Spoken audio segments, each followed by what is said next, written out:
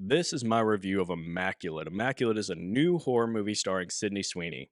I saw this movie for two reasons. One, I normally stay far away from the horror genre, but I realize I haven't seen a horror movie in theaters in a long time, and perhaps if I just go see one with an open mind, I'll like it more than I expect.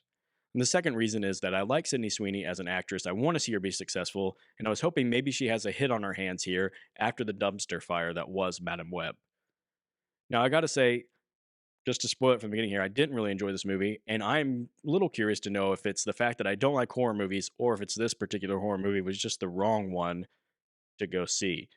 So if you're like me before I went to see it, you have no idea what this movie is other than it's the Sydney Sweeney nun horror movie. So the basic premise of the movie is that she's an American who's traveled to Italy to join this church. She does her vows as a nun there, and it doesn't take long before she quickly realizes that this place is a little off.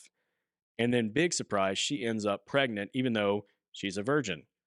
And of course, they're exalting it as though it's this big miracle. But what really turns out to be is that there's this mad scientist uh, priest who's trying to Jurassic Park style DNA engineer off of what they find on one of the nails that Jesus was crucified with. And then they take that DNA and they try to put it in these nuns, and she's the one that takes. And so the horror movie is basically she can't escape.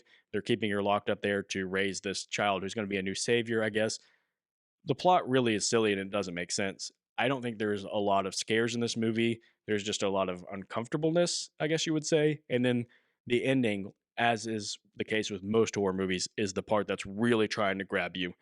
And it is the part that will stick with me the most, but I'll be honest, I didn't like the ending. And so the movie just didn't land at all for me. I'm disappointed because Sydney Sweeney was apparently really involved in this movie.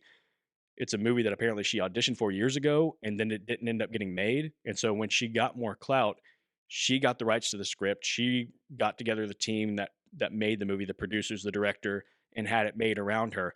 I would have guessed, I would have bet anything that this movie was somebody saying, Sydney Sweeney's a star. We need to put her in a horror movie. And then they just sort of patchwork a story around it. I would have never guessed that somebody wrote this before they had a star to be in it.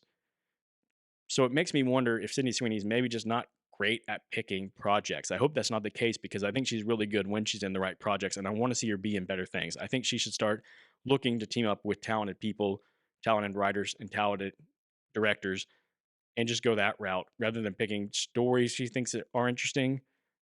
Stay away from your Madam Web. Stay away from your Immaculates. Sydney, do more stuff like The White Lotus. Do more stuff like Anyone But You. Let me know if you see this movie and you really like it, especially if you're a horror fan, and let me know if I'm just way off base because my horror bias against horror movies is clouding my judgment. Did I say a grade for this movie? I don't think I did. I'm giving this movie a D minus. Let me know what you think.